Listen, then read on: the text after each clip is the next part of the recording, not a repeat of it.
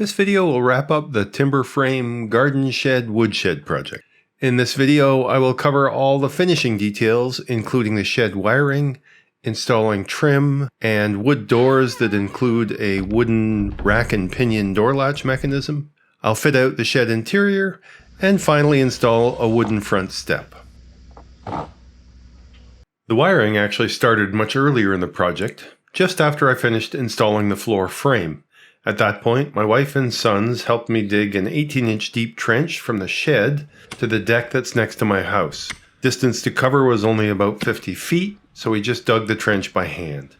In that trench, I buried PVC conduit to protect the wiring that runs between the deck and the shed. The PVC conduit comes up out of the ground, connects to a junction box, and then runs along a joist underneath the deck, through the house sill and inside to the basement. Can I get some help? Oh, all right. What are you guys doing? I'm stuck up on a ladder doing electrical. Okay, never mind. I'll be right there. No, never mind. Yes, I'm old and wise enough that I did go upstairs and help anyway, but then I came back downstairs to finish running the wiring all the way up to the house main electrical panel. So I have the wires all pulled. I'm going with two circuits here. The braided circuit with the black and white wire will be for the electrical outlets, both the GFCI outlet I'm going to put here and the electrical outlets out at the shed. The white and red wire pair are going to share the common ground here, and they will be for lighting. I'm going to run lighting out for inside and outside lighting in the shed, and I might eventually want to tie into this same lighting circuit for some LED strip lighting along the handrail and the deck. Right now I'm using lighted post caps that are just solar powered, but they aren't the best. I have to replace them fairly often, I find. So I'm leaving a spare set of this wire that I can use for lighting just looped into this 90-degree pull box. And like I said, I might be able to tie into that later. For now, the circuit will just run straight out to the shed for the inside and outside lighting. So I can cover this up. All right. So now that I have the wires run through the ceiling and connected into my junction box, heading outside, I've got to connect the main wiring. I'm going to put in two 15-amp single pole breakers. I've got an old 40-amp double pole breaker that I'm actually not currently using because that goes to the stove in the old kitchen that is no longer there anymore. So I can remove this double pole breaker, insert these, connect these wires, and I'm not going to have much luck filming this because I'm going to have to cut the power to this panel, which is what powers the lights in this room. So I'll be working a little bit in the dark and won't have much luck filming it. I'll show you what I've got when I'm done. Okay, so working by the light of my cell phone flashlight and the little LED light that lights up when I use my drill, I have pulled the 40-amp breaker, capped off the two wires that currently lead to nowhere anyway, put in two single pole 15-amp breakers. You see the live wire is connected to those.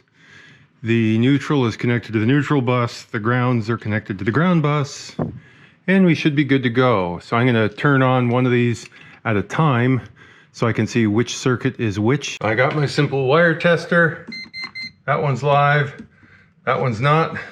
So this is my lower circuit. So with everything all connected, this just gets tucked back up in this junction box.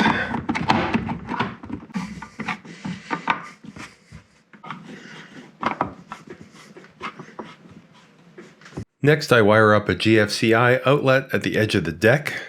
The electrical outlets for the shed are connected as the load circuit to this outlet.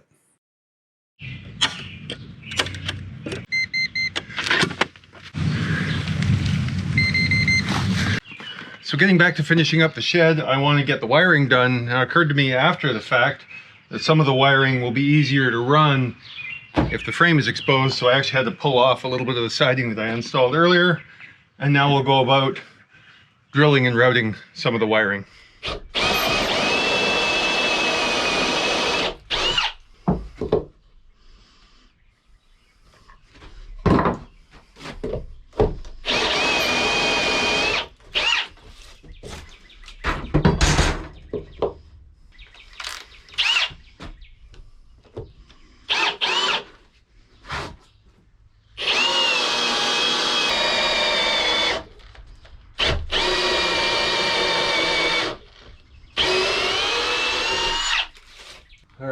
trying to drill the larger diameter hole, coincident with the smaller hole that I just drilled.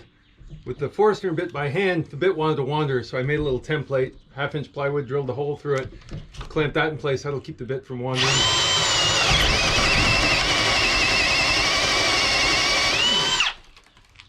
There we go.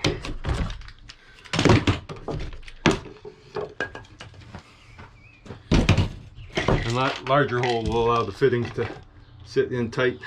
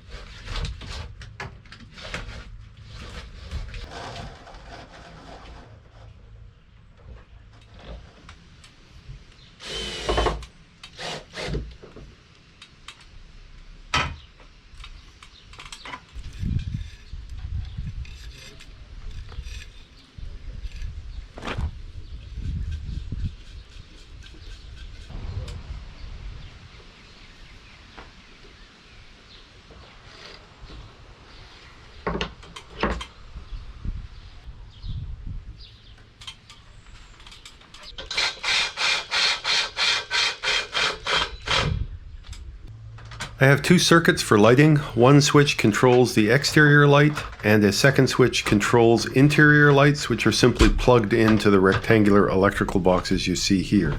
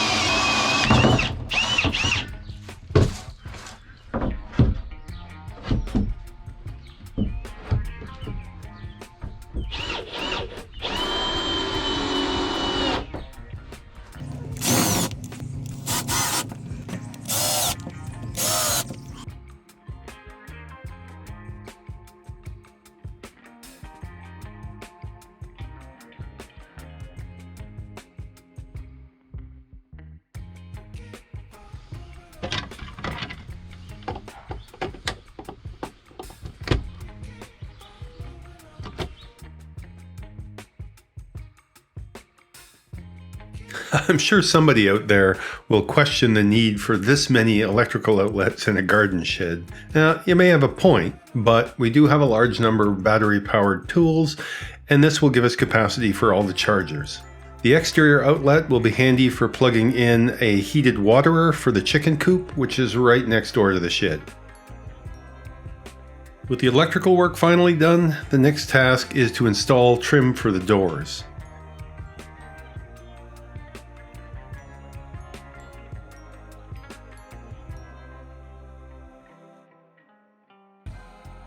After the door trim is on, I can add the last few battens for the siding above the door.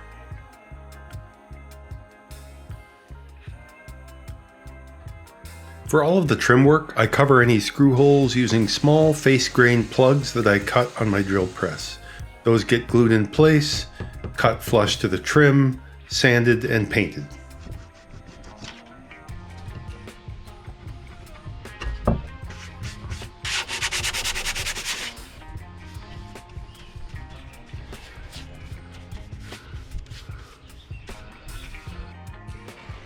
I had one 18-inch wide poplar board about 1.5 inches thick that I made into something resembling a workbench at the back of the shed.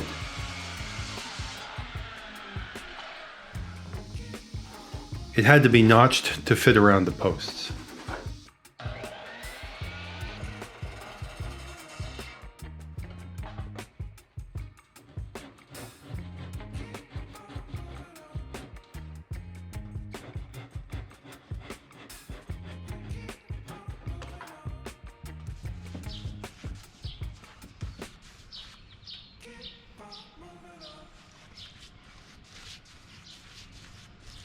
The shed doors are made from the same poplar as the rest of the shed, except that these boards were planed to a precise finished dimension. The doors are traditional frame and panel construction, with the rails mortised into the stiles. I'll skip over the construction details in this video. The techniques used were exactly the same as for the front door on my timber frame sauna, which I covered fully in another video. If you're interested in those details, I'll include a link in the video description and at the end of this video.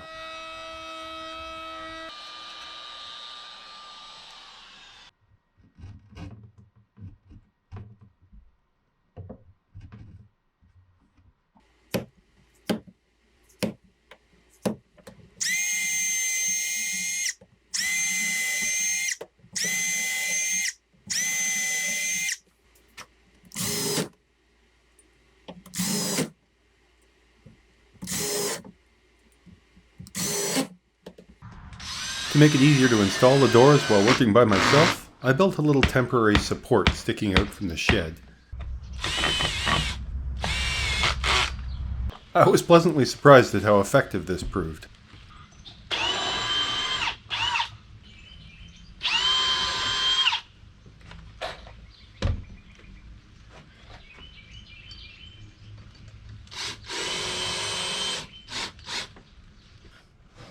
After installing the doors temporarily, I scored lines around the hinges and then removed the doors and routed out the material for the mortises for the door hinge.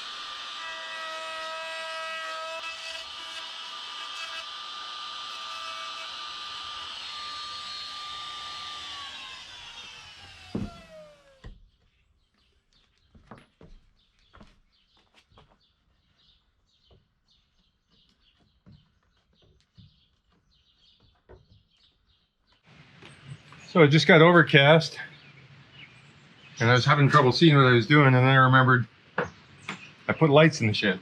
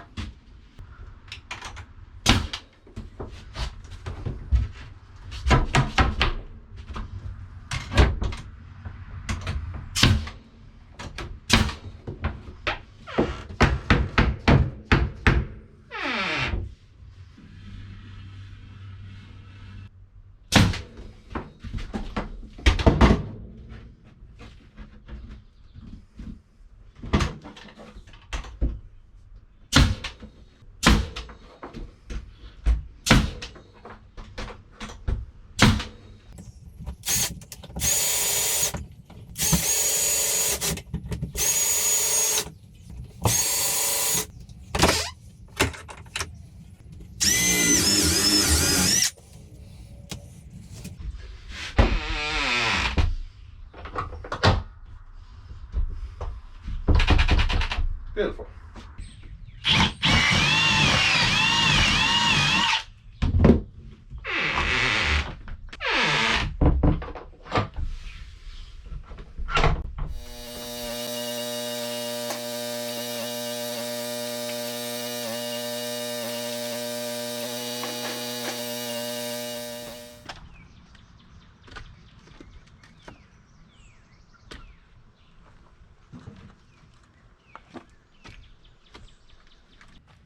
I created a wooden rack and pinion latch mechanism for the doors. There's probably enough to that little side project that I'll make a whole video on that topic. That works. Then at last it was time to fit out and organize the garden shed. You can see the little workbench I made earlier installed on the left of the screen here. I added an extra rail about chest height for mounting tools to the wall. Tools were hung on simple tool organizer hooks that we found at Home Depot. It'll be nice to have everything neatly organized and close at hand for easy access.